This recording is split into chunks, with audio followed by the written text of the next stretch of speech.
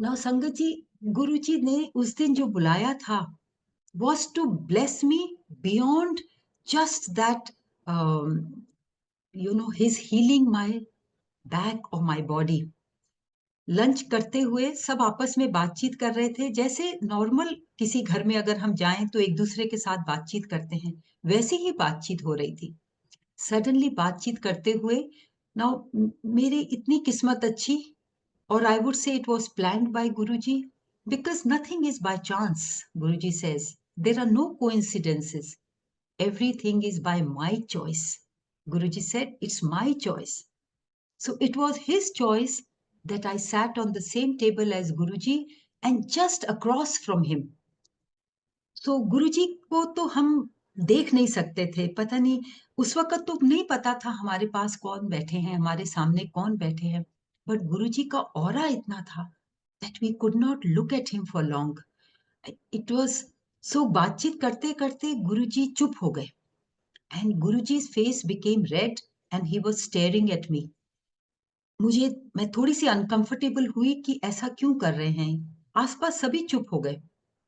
फिर गुरुजी ने देखते ही देखते अपना हाथ ऐसे ऊपर किया हवा में और यूं मुट्ठी बांध के नीचे ले आए। और अभी Guruji face is red in he silent, तो गुरुजी ने वो हाथ जो था मुट्ठी बंद मेरे सामने एक्सटेंड किया और मुट्ठी खोली मेरे सामने। मैनू कहते ए तू खा ले। संगत जी, गुरुजी transferred that prasad which was in his hand. Now that prasad came from thin air. Today I know it came from Sachkhand. He produced that Sachkhand Prasad as a blessing for me.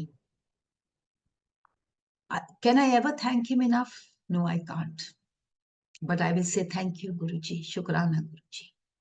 पता नहीं कौन कौन से कष्ट मेरे महाराज ने काटे, कौन से कर्म काटे, कितने आगे की ब्लेसिंग्स महाराज ने दी।